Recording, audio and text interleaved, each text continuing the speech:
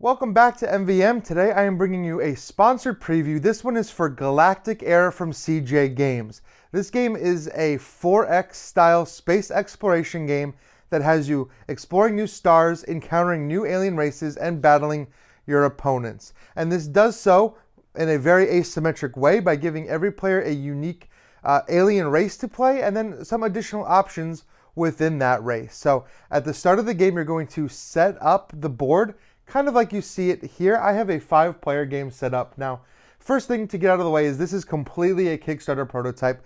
None of these components you see here are final. In fact, I am using little like road pieces here as ships. There will be full modeled miniature ships for the actual game. So you're going to set up the board like you see it here, with one planet being the center galaxy, and then every planet around it getting added, one for each player. You're going to claim for each player the star cluster that is in the center of the board, and then every other planet is going to get an exploration token.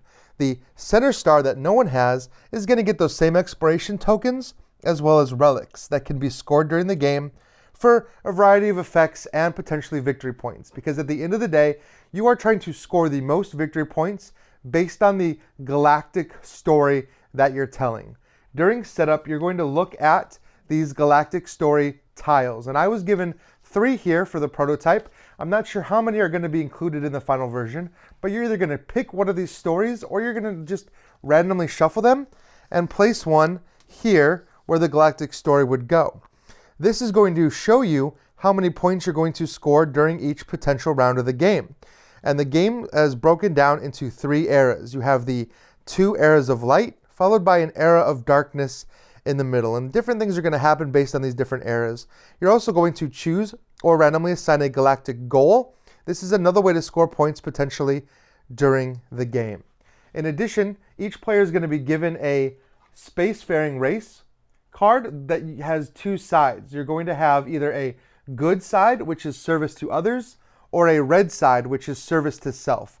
And based on which of these sides you choose, you're going to interact with the game board in a slightly different way. For example, the blue side is not able to declare war against opponents except for very specific occasions. And it's actually going to tell you on your little player board when you're allowed to declare war. For example, I can only declare war if somebody attacks an innocent population, which could happen.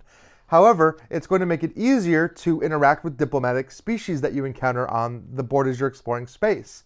Now, the red side, or the service to self side, is very aggressive. It allows you to kind of have a PvP aspect.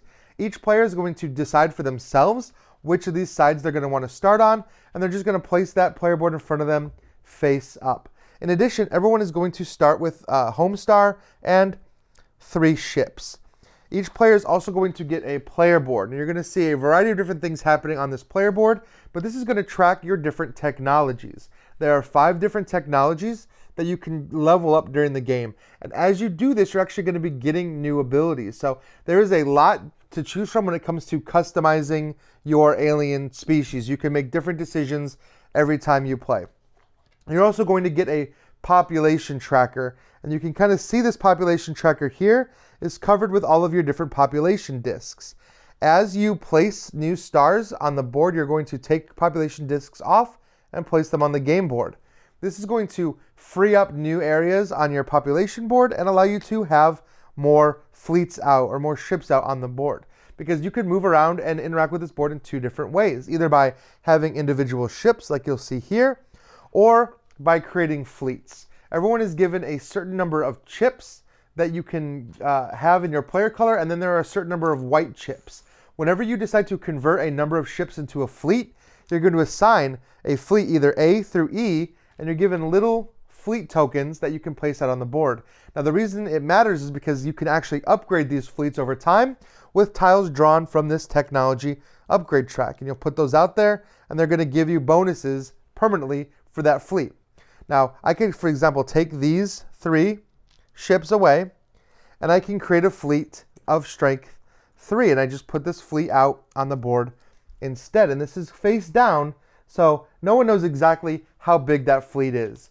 In addition, you could use dummies, which are these 0 chips, to insert in there.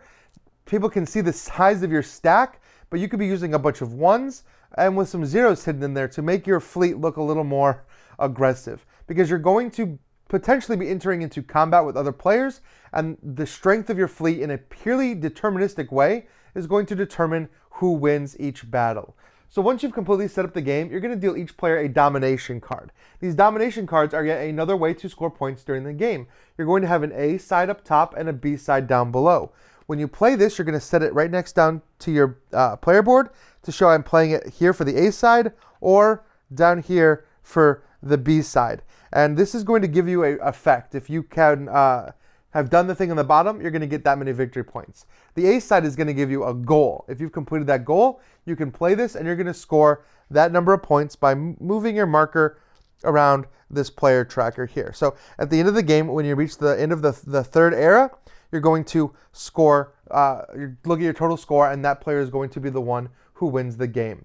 Now, the gameplay itself is broken down into a variety of different actions that you're going to move through in a certain order. The first is going to be move. You're able to move all of your ships or fleets around the board based on your movement rating, which is based on one of your technologies.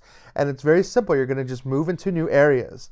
If you're in an area with a face-down token, you can secretly look at it and determine if you want to interact with that token or not. And these tokens on the board are going to indicate hostile species, diplomatic species, and other things that can happen to you as you're exploring space. These are all given out to the players at the beginning of the game, and you put them face down.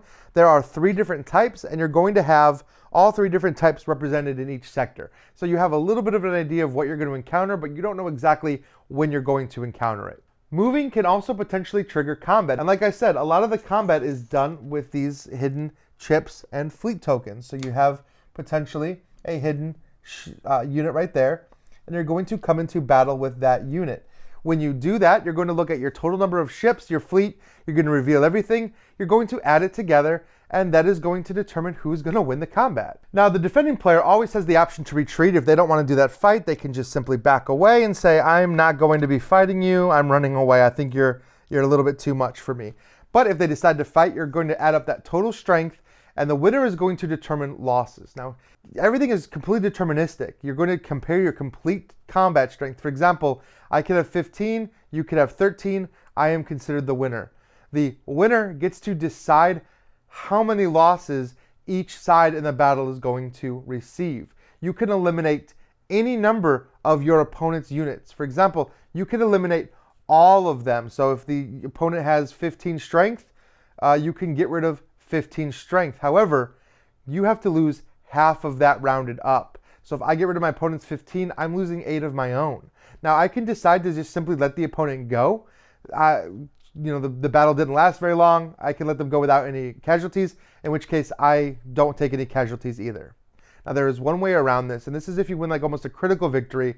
If you have 3 times the strength of your opponent, if I have 15, you have 5, I have 30, you have 10, whatever, as long as I'm 3 times higher, I can actually take away as many units from you as I want without losing any myself. So you do kind of want to gauge your combat. You want to come in with a vastly superior fleet in order to ensure that you're not taking any casualties on your own. If there's any fleet remaining, for example, if you don't eliminate the total fleet, they just have to retreat to another area and you get to take the hex you were on. And this can potentially give you control of different planets or allow you to complete certain goals or objectives that's going to score you victory points.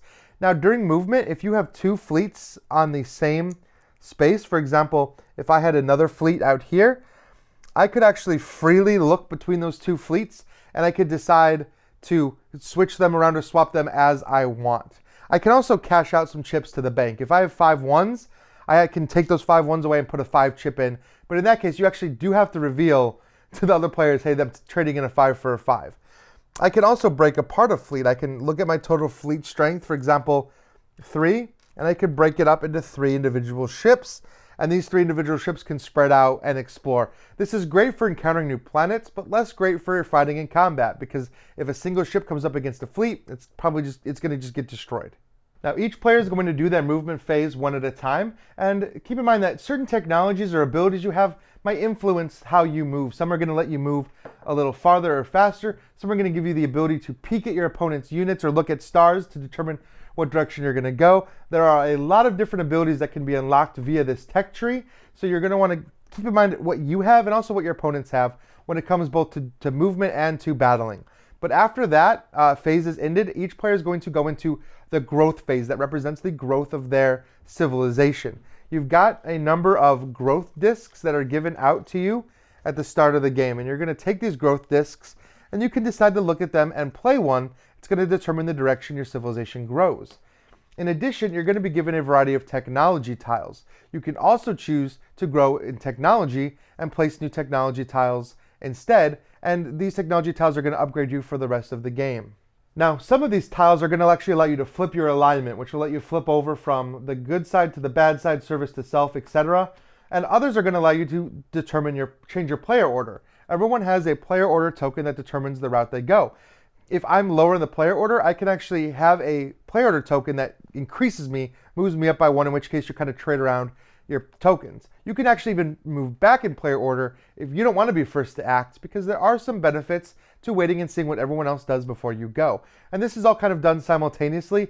Everyone reveals and then goes in player order to do their growth and technology phase together. In addition, at the end of a round, each player is going to be able to trade with each other. You can trade with someone if you have discovered them, which means you are in a place adjacent to them or sharing a space with them theoretically. If you trade, you can trade your technologies with other players. You can actually give them one of your technologies in exchange for one of theirs. This has to be agreed on by both players, and you're going to make that trade simultaneously. So you can't just go back on a deal you made. This all happens right at the same time. After you're done trading, you're going to score according to whatever phase you're at in this galactic story. You're going to score points for various things. Each one of these stories is going to score in a different way, but you're going to look at all the different areas you control. Most of them are going to revolve around controlling stars or relics and things like that, and you're going to score those points, and then you're going to move on to the next round. Whenever you enter a new era, if you haven't played that Domination card yet, you're going to have to discard it and draw a new one. Otherwise, you're just going to draw a new Domination card, and you're going to have that era to try to complete that card. And the end of the round, or the third round, if you haven't played any, you're actually going to get 2. So you can kind of catch up by completing 2 Domination cards right there at the very end of the game. When you're resetting for the next round, in between the game rounds, everyone is going to gain population. You're going to gain population based on how far you are from that center star. And there's a whole chart that's going to show you exactly how much population you gain. But you're going to take your discs off of your player board and you're going to place them out on the stars that you control. And these can keep stacking and, as you gain population throughout the course of the game. And these populations are going to come off of your board, which is going to give you the ability to create more fleets and things like that throughout the course of the game. So population happens automatically at the end of every round. There's nothing you have to do for that. So this lets you actually build population without being aggressive and actually fighting other opponents. If you choose to do that service to self option, you can play this game very peacefully and diplomatically. Now, points are awarded in a variety of different ways. I had talked about you having the eras of light and the eras of darkness. During the eras of light, you're going to score points for doing more peaceful things, but during the era of darkness, a lot of the scoring opportunities are through combat. So you might actually want to consider switching over to make use of those few rounds here in the center. However, you don't ever have to. You can stay the era of light throughout the entire game. In addition, you're going to have the Galactic Goal that you're going to want to try to complete by the end of the game, because that is going to give you a lot of points when you score the end of the game. And you're just going to go around the table taking those phases in turn order. Now there's a couple cool things I want to mention before I end the video. First thing is, I talked about declaring war at the beginning of the video. Every peaceful civilization has a specific time when they can declare war. If you see someone else doing that action, you can take one of your war tokens, you have one for every player, and you can flip it over to the war side and saying, okay, we're at war now. And that means the other player has to flip yours over as well, signifying, okay, we're at war. Once you're at war, you can do battle with each other, take over each other's planets, and destroy each other's fleets. However, at any time you can decide, okay, we want to be peaceful. You can both flip over to the peaceful side and declare the end of that conflict. The last thing I want to talk about is the relics. I mentioned again in the very beginning of the game that you have these relics out here, and as well you have a cheat sheet that's going to show you what all these relics do. These relics are going to score you points at the end of the game, or give you a variety of different abilities that you can use. So capturing these relics is very important, and in addition to the different goals of the game, capturing relics is something you're going to want to do. So this is Galactic Era. The game is on Kickstarter right now. So go take a look at the page to see all the final components, because like I said, nothing is final here, and I don't even have all of the different spacefaring species available. In fact, I do actually have this little book that is going to give you the background history and everything of all the different species you can play in the game. So go to the Kickstarter page, see more of this, see more of the final components. Come back here, please like and comment. Let me know what you think about this game and which of the galactic species you're most excited about playing. And as always, thank you for watching, subscribing, and liking our page, and I will see you next time.